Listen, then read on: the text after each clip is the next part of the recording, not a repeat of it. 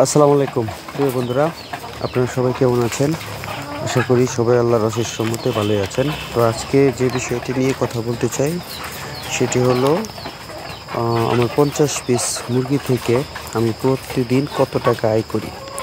আমাকে এক ভাই কমেন্টসের মাধ্যমে আমাকে জানিয়েছিল আমার কত টাকা দৈনিক আয় থাকে 50 পিস মুরগি থেকে। তো আমি খুব সহজভাবে বুঝিয়ে দেওয়ার চেষ্টা করছি। আমি এত এডিট পারি না ভাই, সহজভাবে বলি, সেটাই একটু মনোযোগ দিয়ে শুনুন, তাহলেই হবে।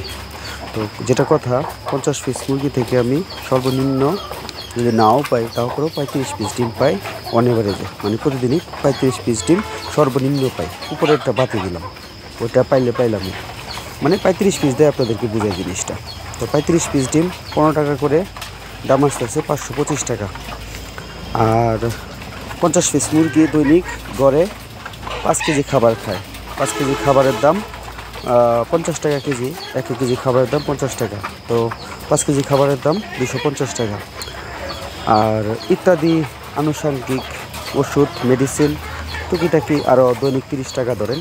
তো 250 টাকা খাবার আর ইত্যাদি খরচ হলো 30 টাকা। এই হলো আপনার 280 টাকা।